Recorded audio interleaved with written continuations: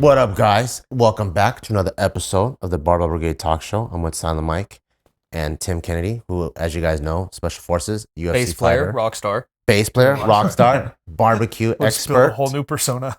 Awesome. Could you take us through your fight with Yoel Romero and what happened afterwards? And are you guys on good terms? That's fucked. Huh? That's fucked. I told him not to do it. I know. That was literally the. In my mind, I was like, man, we went heavy the past couple of things. We're gonna lighten it up. This one's a fun one, yeah. Sometimes it's true though. The things we've been talking about are like world heavy, but this is probably you heavy. Personal heavy. Yeah. Okay, great. I want to get to know put it you. all on me. Fantastic. Do you want us to set it up, or do you want us to tell us what happened and then how you felt? I'll set it up. Yeah, hit it. Hit the whole thing. Okay. So the champion at this time is Michael Bisping. Middleweight UFC champion. Now UFC announcer. champion. Some of you guys might know him more as an announcer. And Michael Bisping just knocked out Luke Rockhold to become the light heavyweight champion. And incredible fight. Nobody would have predicted it. It was like -1,000 for him. So that means if you bet $100, you would have won $1,000. Like, wow. Pretty huge spread. Yeah. And his last loss, Michael Bisping's, was to me when I mopped the mats with him. In a. Do you want us to put that in big capital text? Yeah. Mop the mats with him. Michael Bisping. Yeah. And myself and Yoel Romero are number 2 and 3 respectively. He looks like a human pit bull, by the way. For those that don't know what that guy looks like, Google him. This is a title contender fight. So my last loss was fighting for the Strikeforce middleweight title. And now the UFC bought Strikeforce, and now I am on this win streak going up to Yoel Romero. I win this fight. I fight for the UFC middleweight championship against a dude that I have already smashed and mopped the mats with. Yeah. Clean him up. So it's like a shoe-in if you... It's a done deal. This is a title eliminator. You got his number. You win this fight, you fight for the title. And it was because it's a done deal. So Yoel Romero is pretty infamous for cheating. And what kind of cheating? Grabbing the cage. Oh, okay. A variety of cheating. Like he's kind of like found a way to cheat in a lot of his fights. I see. They just call it like dirty fighting? He has competed at such a high level for so long. He knows how to knows the tricks. Yeah. Is that frowned upon? Cheating? Well, I guess the trick. So I play basketball, and grabbing a jersey is cheating, but you know it's gonna happen. Like a lot of guys mess with that stuff. It's kind of like grabbing the cage, I'd assume. Yeah, grabbing the cage is not like that. Okay, worser. Yeah, worser. Way frowned upon. Yeah, that's bitch shit. Jerk move. Yeah. Okay.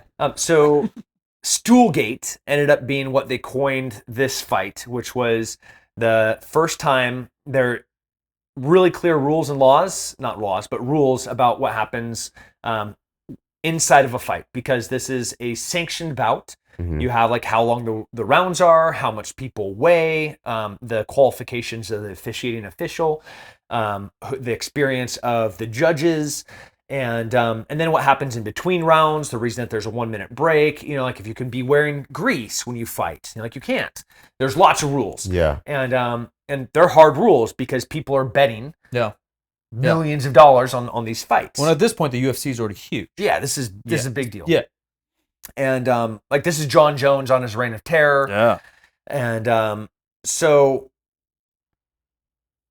round 1, Yoel and I go back and forth. It's a great fight. It is up and down. That first round. Does he feel as strong as he looks? Yeah, he's a freak athlete. Yeah, he's a freak. He was communism, man. That man from very young was selected to be a freak athlete. I see. They gave him all the drugs to be a great athlete, and he was a very committed athlete, and he's a very talented athlete. So he's a freak, and we are just going at it like 2 junkyard dogs. It is a scrap in every sense of the word. We come out in the second round, and things start changing. The tides are turning, and I'm landing punches, and his takedowns aren't working, and he's getting scuffed up. And what does that feel like? Feels Do you good. feel the momentum? Yes, I live for it. Yeah. I love feeling people break. Yeah. And he's breaking. And the end of he's waning. Does it also make you feel good knowing he was an Olympic level wrestler and you're like, I have answers for all these things? Yeah, I'm shutting him down. Yeah. Takedowns aren't hounding. Anytime he shoots, then he's getting some is getting some leather. He's like, and he's so explosive. Punches are coming slower, and then I'm starting to land. You're in the Matrix. Yeah. Yeah, you're feeling it slow-mo. And then we have 15 seconds left in the round. He again goes for a takedown. I fight for an underhook.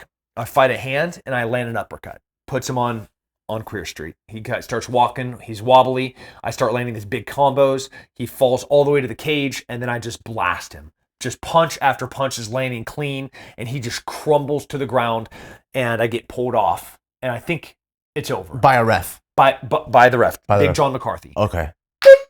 End of the round. Oh. I get pulled off after the round sounds. So he's literally saved by the bell. I see. Which is fine, right? And so I go back to my corner, and he goes back to his corner, and I'm looking at him, and he's out of it, man. And I'm like, cool. 60 seconds. Sick. Yeah. Right? I'm in the zone. And then my corners get out at 15 seconds. Corner's out. I stand up, and he's still seated on his stool. And I'm like, all right. And then the round starts, and I walk over there, and John tells me to go back to my corner. So the rule, He's still sitting there? He's still sitting there. Hard and fast. There's no timeouts in this sport, There's right? not. You have 10 seconds to answer the bell, or it's an automatic disqualification. That's the rule. Mm-hmm. So what do you think? Do you think I know the rules? Of course I know the rules. I'm like one of those. You're a professional. I'm one of those guys. Yeah. So the 10 seconds in, I literally see the clock. Yeah.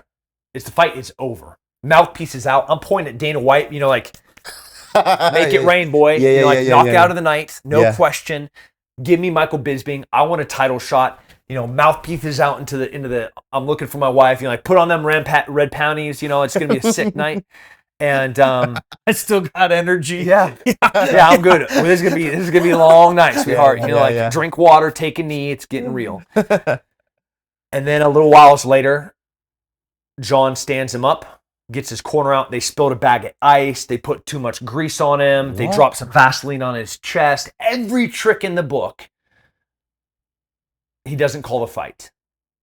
And then, a minute into the third round, he's, Tim, let's go. The fight starts. The whole time he's sitting there trying to get back in the fight. And from that moment on, I'm getting out of the fight. And I had. Because you already won. So you're out of the fight. Yeah. Oh, I was out of it. Yeah. 30 seconds later, TKO'd. So it's called stoolgate. Like, it's one of the, all the gamblers tried to overthrow the ruling. Like, people were requesting that I go to the athletic commission. But like, I should have just stayed in the fight. I should have just sat there as he was sitting on that stool, cheating, figuring out every way to get an extra second. I should have just been mad dogging him the moment he stood up, gone after him like a psychopath. Your athletic career is so insane, but your professional career is arguably 100 times more insane. Yeah. There's more on the line. What? In professional is more on the line. Like, one's life or death. Right. One is for like legacy. Right. And even how I talking to you at lunch and stuff, I can see how you talk about them slightly differently. But emotionally, I feel like maybe it hits the same. Do you think about that often? Oh yeah, for sure. Yeah. I mean, it hits hard. And so fight's called, and I go in the back, and Yoel comes up and he's trying to apologize. Oh, and he was also like playing the language thing, like, oh, I don't know, I don't know what you're saying. Like, I speak Spanish because I'm from Cuba. And then he goes in back in perfect English. He's like, Tim, I'm so sorry. Like my corner dropped a bag of ice. And I was like, shut up. You know the rules. And then I get in his face, and there's a video of us about to fight in the backstage.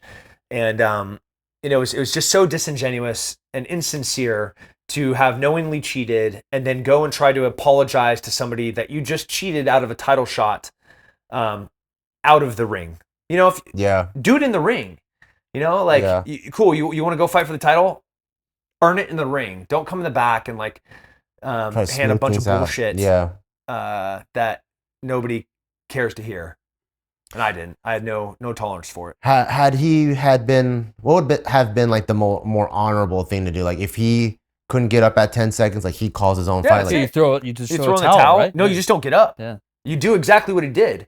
He doesn't stand up. So is that kind of like a That's the rule. A John McCarthy It's thing. John McCarthy failed Yeah, big time. can the judges or judges not do anything? Or The athletic commission can go back and review it and throw it at if one of the athlete contests it. I'm not a dude to contest. You just close the chapter and move. I'm moving on. So it's a major officiating problem and an integrity problem. The corner cheated knowingly, the fighter cheated knowingly, and the officiating failed. So it's like the perfect storm of everything not going right. And that sucks, man. Like I fighting for the world title a couple times feels good. Not being called world champion sucks. Yeah. The world champion. Has any of that fueled anything else in the future? Like, has that because like knowing you now, having been like the middle child with the chip on the shoulder, just feels like there's more chips. Does that like propel you in any other way after that? I mean, it's always going to be, I think failure is really important. I think failure is one of the things that as people avoid failure and struggle and everything, as you know, as lifters, like the only way that there's growth is through straining your muscles to become stronger. The mind is the same way, and I think your performance in nearly everything that you do is directly connected to failure and struggle. So, matter of fact, last night on the jiu-jitsu mats, this little girl, we're doing like, you stay out until you lose. So you might go like 5, 6, 7, 8, 9 opponents if you're really good. I stay in until you stay in, and you don't go out until you lose. And after like nine kids, this girl finally loses. Well, she's so used to winning, she gets up and she's about to cry. She just beat 9 kids in a row, right? Wow. And she gets to the wall, and it's time to line up and bow out, and she's kind of being like a little baby about it. I was like, get over here. That is the best thing for you ever. If you think that you're ever going to get better by winning every single time, you'll never improve. You'll just be as good as you are right now. And I want you to celebrate. I don't want you to ever try to lose, but you need to celebrate when somebody beats you, because that is your opportunity to get better next time. Yeah, how many people did you go through? She's like, 9. Cool. Do 10 next time, and then do 11. But you'll only do 9 for forever if you stay as you are, or look for an opportunity to improve, and that's going to be in struggle and failure. Yeah, or find out why you lost this one time, and hone in on that. That's right. The best advice in the world. Thank you guys for listening. Can we do a light one next time? Yeah, that's fucked up. We'll try to do a light one. Oh, Fucked up. Digging in. Can't see.